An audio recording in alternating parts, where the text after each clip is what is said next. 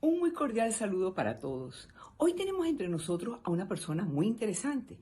Es sacerdote diocesano, es asesor de la Pastoral de los Sordos, es licenciado en Teología Bíblica, Psicología Clínico, además, y es la razón por la cual lo vamos a entrevistar, es escultor, pintor y músico. Se llama el padre Wilmer Díaz. Es de Maracay, capital del estado Aragua, en Venezuela. Un gran saludo, padre Wilmer, ¿cómo está? Mire, cuando uno sabe acerca de estos datos sobre usted y sabemos que hay mucho más, nos preguntamos, ¿cómo abarca tantas cosas? Un saludo muy cordial, profesora María García de Fleury, quien además es directora del Apostolado Mundial de Nuestra Señora de Coromoto, patrona de Venezuela. Y creo que es realmente ella, la Virgen Santísima, que nos vincula en este momento. Y le agradezco sobremanera que me haya tomado en cuenta para esta participación en su página. De verdad le admiro mucho, desde hace mucho tiempo he leído sus escritos y también he visto su participación en las redes sociales, pero sobre todo con ese amor tan grande a la Santísima Virgen de Coromoto. Y creo que eso nos une, que es lo más importante. Y sobre lo que usted dice, su presentación me honra también. Muchas gracias por esa presentación tan especial, de verdad, gracias. Y simplemente son dones de Dios, porque de otra manera no sabría explicárselo. Son dones de Dios y el mismo Dios a través de la vida le da la oportunidad a uno de desarrollarlos conforme a su voluntad y poco a poco dándole espacio a cada elemento a lo largo de la vida, en cada etapa. Así que gracias a él pues he podido desarrollar, aunque no en su totalidad, muchos de estos talentos que él mismo es quien los regala. Ha mencionado usted a los sordos, que también ese apostolado con los sordos es un apostolado que desde mis inicios en el sacerdocio, tendría yo 9, 10 meses de ordenado sacerdote cuando comencé con ellos hasta el día de hoy. Y eso es una bendición muy grande, porque los sordos realmente son un rebaño de ese pueblo de Dios que merece ser atendido y que dan lecciones de vida muy grandes. Y pues yo tengo un amor muy especial por los sordos, desde ese momento. Bueno, ya casi 27 años, casi 26 años de sacerdocio.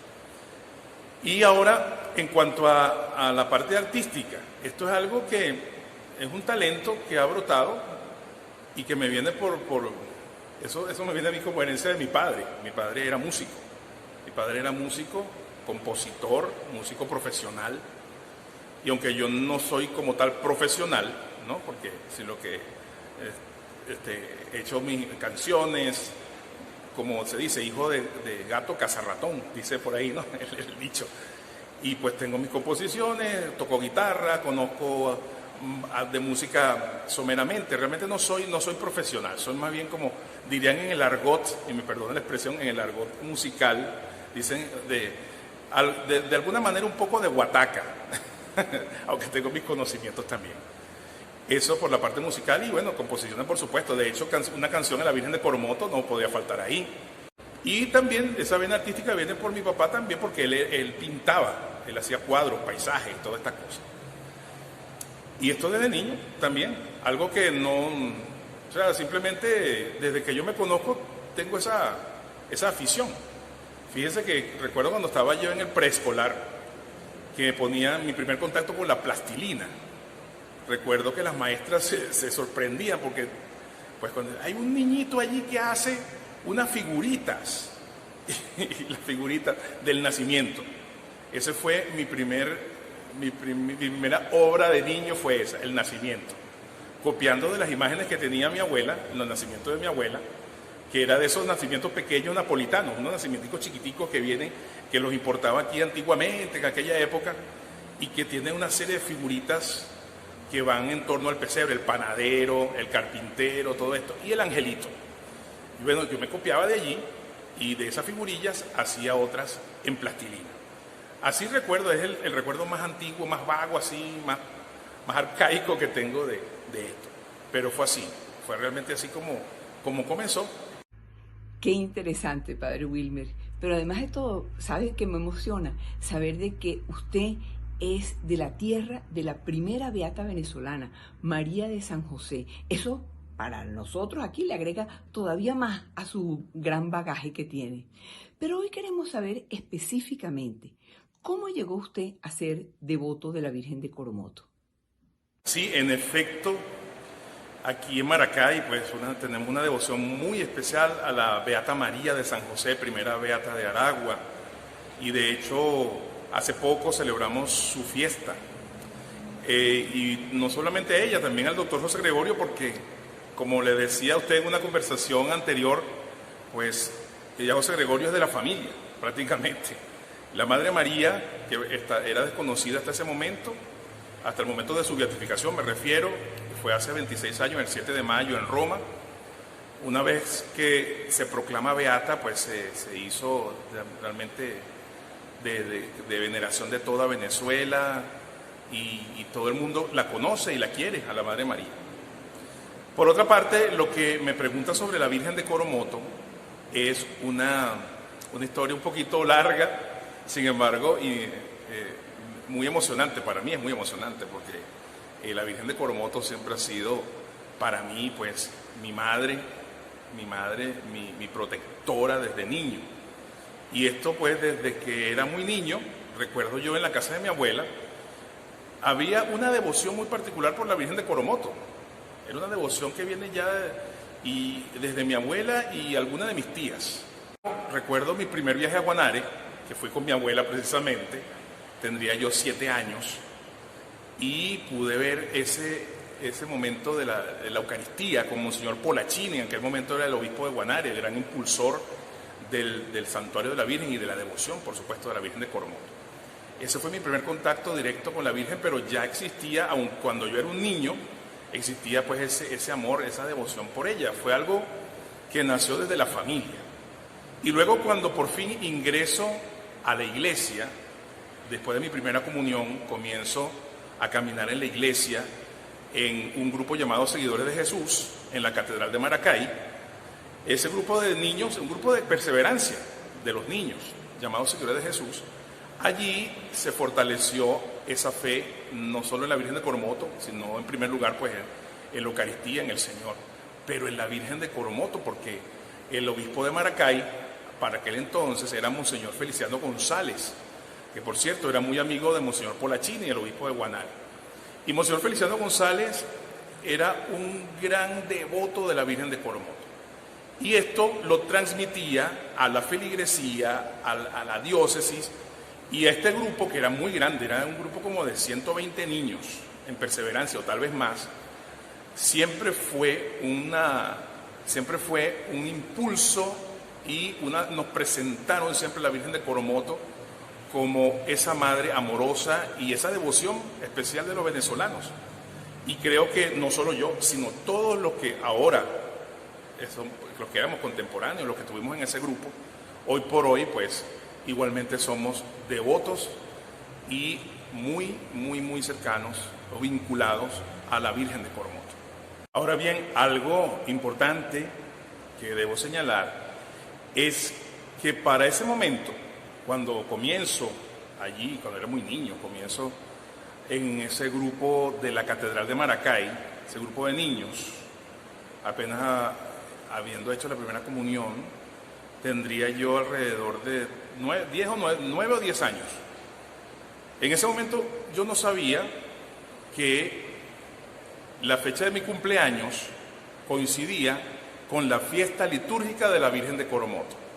Precisamente allí, en esas celebraciones litúrgicas, porque nos incursionaron en la liturgia, en el canto, en la coral de la catedral, y luego, de hecho, pasé a ser parte del grupo de los monaguillos en la Catedral de Maracay. Y fue cuando descubrí que yo había nacido el día de la Virgen de Coromoto, 11 de septiembre.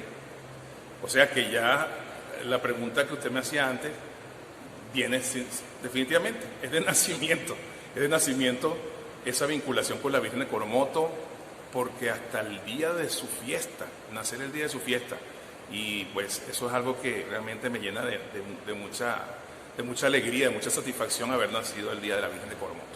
de alguna manera es un signo de la Madre de Dios, pues, en mi vida, ¿verdad? Como se dice siempre, sin méritos propios, pero que realmente me llena de gozo. Ahora necesitamos saber y que nos cuente qué tipo de esculturas y qué tipo de pinturas ha hecho y hace y si tiene algún proyecto futuro. En cuanto al tipo de escultura, de obras de arte, siempre me he enfocado en el arte sacro, el arte cristiano, la iconografía cristiana, lo que llamarían en España la imaginería religiosa. La imaginería. Ese es realmente mi estilo, mi tendencia es hacia ese tipo de arte. Sin duda realizo este tipo de escultura porque está ligada totalmente a mi vida como sacerdote. Es imposible desligarla, imposible separar la misión sacerdotal de cualquier talento que pueda tener un sacerdote. Cuando un sacerdote es dotado de algún talento, seguramente, sin duda, viene de Dios, del Espíritu Santo, viene de arriba. Por lo tanto, el talento, como dice la Escritura, tiene que ser puesto precisamente al servicio de la evangelización. Y aunque puede haber muchas personas que piensan que no es tan evangelizador esto, sin embargo, creo que el hecho de transmitir a través de una pieza de arte, si de hecho, sin transmitir fe, los artistas que hacen diversas obras inspirados por la belleza, por la estética, y que vienen con ese don que también viene de Dios, y de alguna manera involucra el espíritu. Estos artistas transmiten mucho y pueden lograr efectos en las personas. Imagínese usted cuando detrás de una obra de arte lo que se transmite es precisamente la emoción, la espiritualidad, la fe, y sobre todo porque el artista desde el corazón desborda su alma en cada obra. Imagínense cuando un sacerdote hace nada más y nada menos que la figura de la Santísima Virgen o del Señor. Por esa razón, estoy seguro de que en cada obra, sea el doctor José Gregorio Hernández, sea la Santísima Virgen de Coromoto, sea el Nazareno, sea cualquier santo, de alguna u otra forma, este tipo de trabajo artístico tiene que ser o tiene que transmitir el Evangelio, la fe, la bondad de Dios, el amor de Dios. Ahí, de alguna manera, debe estar presente. Por esa razón, para mí, las imágenes, hacer las imágenes, muy contrario a lo que puedan decir los hermanos separados. O sea, es un don de Dios, es un don de Dios. ¿Cómo vamos a negar que una imagen, el rostro de una hermosa imagen de la Virgen o del Señor, que te mueva la devoción, no va a ser precisamente inspirado por Dios, por su Espíritu Santo? Imagínese usted, por ejemplo, la Piedad de Miguel Ángel, entre otras, la imagen de la Virgen Macarena en España.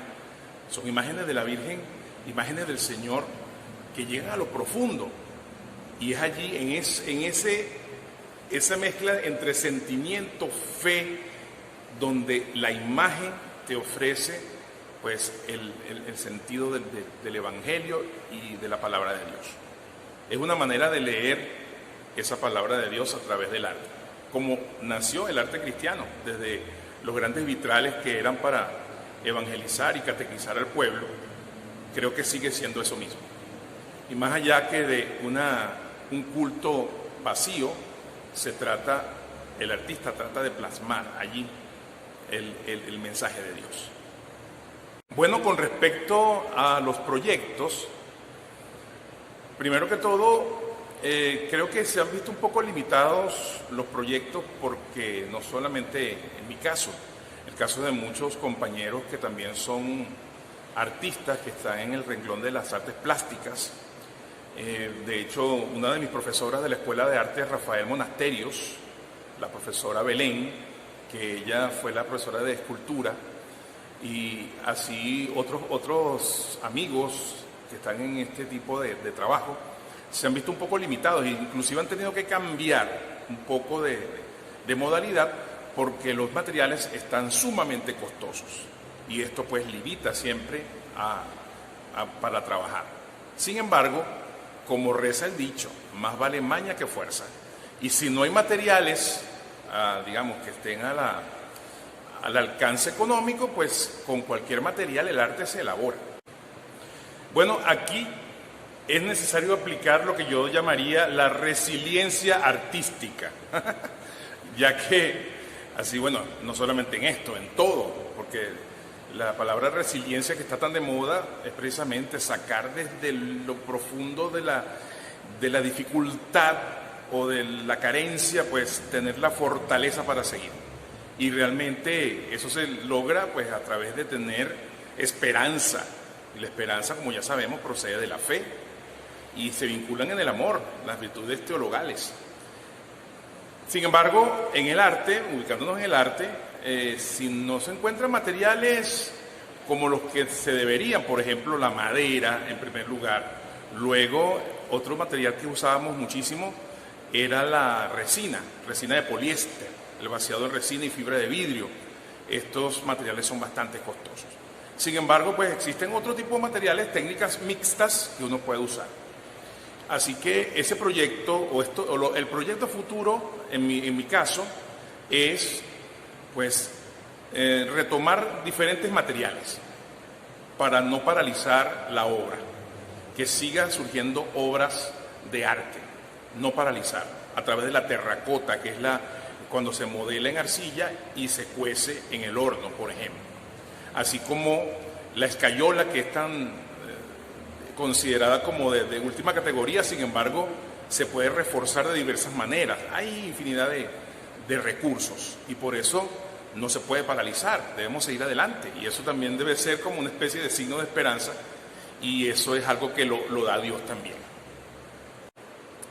Ahora, concretizando sobre la pregunta acerca de los proyectos, el proyecto más a corto plazo es el de hacer una imagen del doctor José Gregorio Hernández.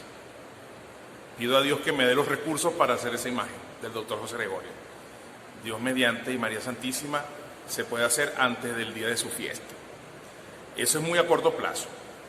Luego, en segundo lugar, el otro proyecto sería incursionar, o más que incursionar, porque ya lo he hecho, más bien profundizar en la pintura, porque realmente mi fuerte es la escultura. Y fíjense que hace unos años comencé con esta pequeña imagen de la Virgen de Coromoto. Está inconclusa, allí está inconclusa, de hecho. Y con el doctor José Gregorio Hernández, que lo culminé en la noche antes de su beatificación. Y yo mismo me sorprendí de los resultados, porque antes no había hecho un cuadro como tal, me había dedicado exclusivamente a la escultura. Pero en estas dos imágenes, ya en cuanto a lo que es la pintura, los cuadros, ya no lo tridimensional de la escultura, sino lo bidimensional, pues quisiera incursionar. De hecho, he pedido apoyo de un profesor de la Escuela de Arte que me va a asesorar, el profesor Villafranca, de la Escuela de Arte de Maracay, que bueno, actualmente no está allí, pero es muy conocido y una autoridad aquí en Aragua. Entonces, ese es un proyecto a mediano. Y otro proyecto es una imagen de la Virgen de Coromoto, pero tamaño natural y una versión muy personal de la Virgen de Coromoto, basado en la reliquia original, en todos los signos de la reliquia, pero a la vez con la visión que tengo acerca de mi experiencia con la Virgen de Coromoto, y que sea algo grande, algo bastante importante. Padre Wilmer, ¿hay algo más que usted quisiera agregarnos? ¿Qué más podría agregar? En primer lugar, darle gracias a usted, profesora María Florí, porque, como le dije al principio, siempre le he admirado por su sapiencia, por sobre todo esa capacidad de transmitir que tiene en sus escritos, en sus palabras, y también y sobre todo por ese amor a la Santísima Virgen de Coromoto, porque es una vinculación, ya nada más por eso me siento muy vinculado con su persona. Agradecerle este espacio, de verdad, porque no me imaginé jamás que iba a tener la oportunidad de conversar de esta manera con usted. Así que yo se lo agradezco mucho y eso es una de las primeras cosas que quiero agregar. Y por último, pues, dar gracias a Dios también, porque en medio de las vicisitudes, dificultades que estamos atravesando en Venezuela y en el mundo entero, el Señor no nos abandona, está con nosotros y dar un mensaje de esperanza al pueblo, a la población, a todos los hermanos de Venezuela y del mundo, que no se dejen amedrentar por estas cosas y que tenemos que sacar fuerza de lo débil con la ayuda de Dios, del Espíritu Santo y la compañía de la Santísima Virgen María.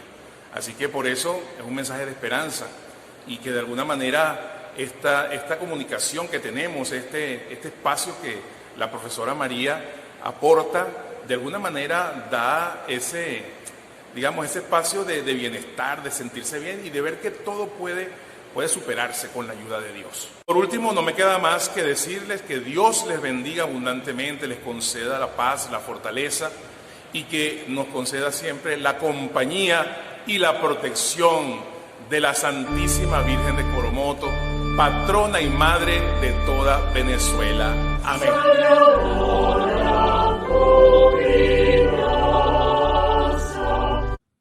Muchas gracias, Padre Wilmer, por esta entrevista tan interesante y tan enriquecedora. Amigos, ya saben que en Maracay, Estado Aragua, Venezuela, tenemos a un sacerdote que es todo un gran artista y que ha sabido combinar esta afición con su ser sacerdotal. Muchas gracias, Padre Wilmer, y que la Virgen de Coromoto los siga bendiciendo abundantemente a usted, a la labor que hace y a todos los fieles a los cuales usted encausa hacia Dios. Que Dios nos bendiga a todos.